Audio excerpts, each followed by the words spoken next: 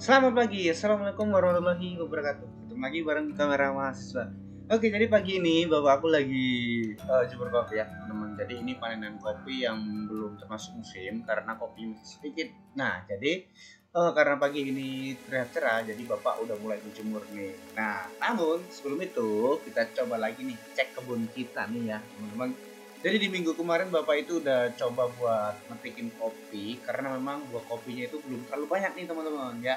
Jadi bapak udah coba buat memanen beberapa pohon karena memang buahnya tidak merata ya, makanya jadinya bapak petik sendiri dulu teman-teman. Nah, jadi sebenarnya ini adalah kebun bapak yang ada di daerah Bengkulu ya, tepatnya di Sindang Dataran.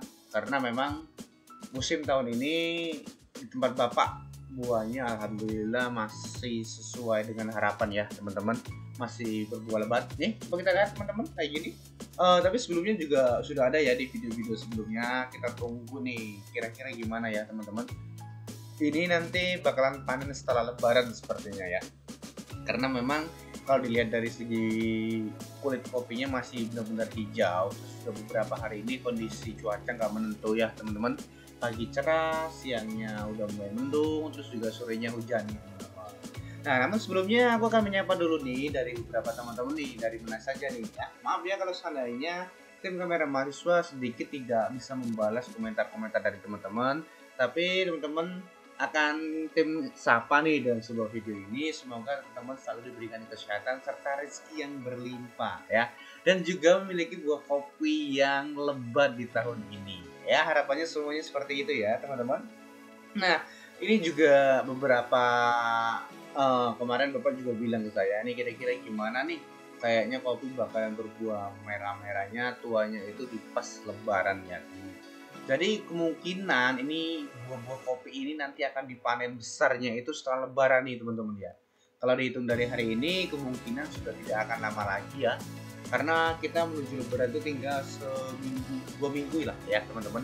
2 minggu menuju lebaran, sedangkan kopi ini sudah mulai kelihatan kuning-kuning. Kemudian setelah lebaran pasti bakal ramai banget nih buah kopi yang sudah memerah. Tapi tenang ya. Nanti pasca panen kita juga akan membuat video juga buat mereview bagaimana sih proses setelah panen, setelah kopi dipanen, terus kopi juga sudah selesai dipanen, kemudian juga kita akan membereskan ranting-ranting yang sudah tidak beroptimal ya, tidak memiliki buah optimal untuk penyiapan di tahun depannya teman-teman ya. Nah, seperti biasa ya teman-teman, di sini juga bapak itu nanam cabai teman-teman, karena memang cabai itu berpotensi bagus untuk penghasilan per bulannya teman-teman ya. Jadi kalau seandainya kopi belum panen tapi kita udah punya yang di cabai, nah disitu kita bisa menutupin kebutuhan per bulannya dari tanaman cabai. Mungkin juga di daerah teman-teman juga banyak ya yang sudah menanam cabai, karena memang cabai juga berpotensi bagus, harganya juga lumayan mahal, jadi bisa untuk menutupi kebutuhan kita di per bulannya teman-teman. Nah, seperti biasa ya teman-teman, ini di sini adalah kopi robusta ya yang berasal dari Bengkulu, tepatnya di Sindang Dataran nih teman-teman, di daerah Bengko ya. Nah, kopinya juga masih banyak yang belum di stack ya teman-teman, karena bapak memang sengaja untuk menambahkan lagi curan di sana. Karena di sini juga ada beberapa jenis klon teman-teman ya, nggak semuanya klon ini berasal dari Bengkulu juga teman-teman, udah ada dari beberapa yang ada dari Pagar Alam juga. Nah, dari sini ya kelihatannya memang bapak itu rajin teman-teman ya. Nah, kan teman-teman juga bisa lihat ya, kalau seandainya kopinya berbuah lebat, terus juga gulma rumputnya tidak ada. Ini merupakan semua prospek dan tujuannya untuk membuat kopi itu agar tetap tumbuh optimal teman-teman. Apalagi ini dikerjakan waktu proses kopi dulu berbunga. Jadi alhamdulillahnya ya, dengan musim yang tidak menentu seperti saat ini, buah kopi itu kadang-kadang kan jarang jadi ya teman-teman. Jika terkena hujan terlalu lebat juga dianya akan runtuh, ataupun kalau bahasa Jawanya itu gogrok ya bunganya. Terus juga kalau seandainya terlalu panas juga mereka hanya hangus ya. Jadi memang kopi itu saat berbunga memang harus butuh uh, situasi, kondisi, serta cuaca alam yang mendukung ya teman-teman. Tapi alhamdulillah banget ya tahun ini hasilnya akan ada. Jadi ini termasuk buah kopi yang lumayan ya teman-teman, dibanding dari beberapa kebun milik warga sekitarnya teman-teman. Nah, jadi memang kalau dilihat dari segi perawatan, juga segi kedisiplinan dalam menggarap sebuah kebun itu juga ada teman-teman ya. Sebenarnya kalau seandainya para petani Indonesia menerapkan itu semua, otomatis buah kopi itu juga akan berbuah lebat.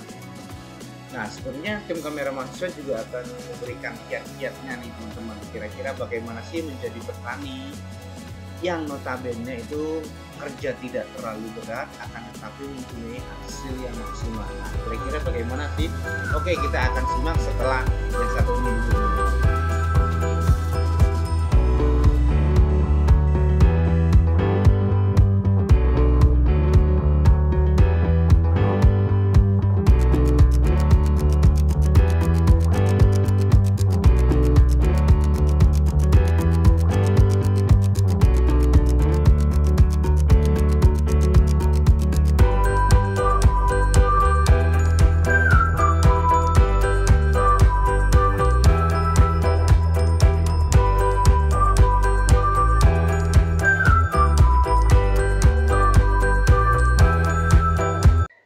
Nah, jadi teman-teman udah nyaksiin ya tadi videonya. Dan kalau seandainya teman-teman benar-benar perhatikan tadi, di sana ada buah kopi ataupun pohon kopi ya yang memiliki 2 tingkat.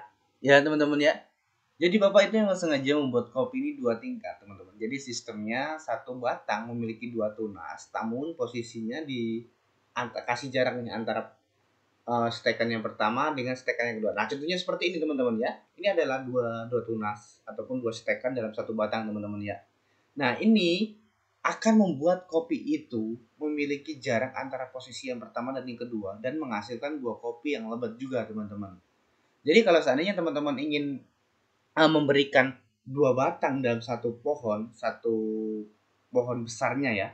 Jadi teman-teman itu bisa usahakan dengan sistem tingkat teman-teman ya.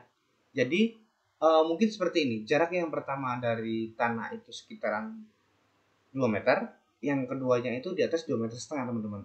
Jadi hal ini bisa dilakukan juga untuk menambah penghasilan ataupun menambah pohon kopi itu agar lebih produktif dalam berbuah teman-teman ya. Jadi kalau seandainya teman-teman buat seperti itu, nah namun apa sih sebenarnya keunggulan dan kekurangannya kalau seandainya kopi itu dibikin stek ataupun berbentuk tingkat? Nah ini teman-teman, yang pertama untuk masalah perawatan teman-teman harus lebih produktif, teman-teman harus lebih aktif, teman-teman harus lebih diperhatikan dalam perawatannya. Karena kenapa? Dengan posisi tingkat tadi ya teman-teman, otomatis cahaya akan sedikit kurang. Nah seperti ini juga nih teman-teman, coba contohnya ya, kita lihat dulu ini. Ini dibikin 2 tingkat ini teman-teman. Jadi satu batang pohon kopi dari bawah ditumbuhkan 2 tunas, kemudian disetek dengan jarak ketinggian yang berbeda teman-teman. Nah tadi sistem perawatannya itu teman-teman, teman-teman tuh harus sangat memperhatikan tentang tunas-tunas air ya, karena ini akan sedikit membuat pohon tersebut rimbun. Jadi kalau seandainya pohon itu sangat rimbun, kemudian juga efeknya bakalan kurang buahnya teman-teman. Nah jadi perlu diperhatikan kalau seandainya pohon kopinya dibikin 2 tingkat, teman-teman harus menyiapkan perawatan yang lebih di sana teman-teman. Tujuannya agar kopi itu lebih memperhatikan kopi tersebut agar memiliki buah yang lebat teman-teman. Coba kita lihat ini masih nunggu tahun ini teman-teman. Jadi setelah panen tahun ini kita akan pangkas habis ini semua dan kita akan peremajaan untuk tahun depan teman-teman. Nah namun karena kopi itu buahnya 1 tahun sekali, kita tidak akan mungkin buang kopi itu di sekarang ini teman-teman. Ya sayang. Jadi kita prioritaskan dulu sampai habis. Setelah habis baru kita lakukan peremajaan tentang ranting-ranting yang sudah tua-tua ini teman-teman. Ya. Nah coba lihat ini teman-teman, dengan batang yang stabil, buah yang maksimal, dengan jarak tanam kopi juga yang mantep lah ya, dalam artian tidak terlalu rapat juga. Nah di sini adalah salah satunya bapak saya itu selalu membuat ataupun memberikan dedak-dedak sisa kopi yang sudah digiling teman-teman, yang sudah kering kemudian dibawa ke kebun. Nah akan memberikan efek ke tanah itu tidak terjadinya pertumbuhan gulma rumput yang sangat banyak teman-teman. Nah jadi efek dari dedak kopi ataupun kulit kopi sisa dari penggilingan itu berfungsi baik ya teman-teman untuk menutupi lahan tanah yang ada di bawah pohon kopi untuk menghambat pertumbuhan gulma rumput. Nah, sekarang kita lihat lagi di daerah sebelah sini, teman-teman, ini udah banyak yang di stek ya sama Bapak. Jadi mayoritas kopinya lumayan, teman-teman ya. Nah, jadi sekarang coba teman-teman saksikan dulu video ini. Nanti kita bakalan bahas lagi, tapi dalam bentuk video yang selanjutnya ya. Jadi kita nantinya akan bahas pasca perawatan dan pemahaman tentang bagaimana merawat kopi simple namun memiliki hasil yang maksimal. Kemudian juga kita akan belajar tentang manajemen pasca panen kopi bagi para petani ya. Dan mudah-mudahan setelah lebaran ini tim kamera mahasiswa akan mengunjungi beberapa daerah, teman-teman. Mayoritas kita akan bahas dulu petani-petani kopi yang ada di daerah Bengkulu.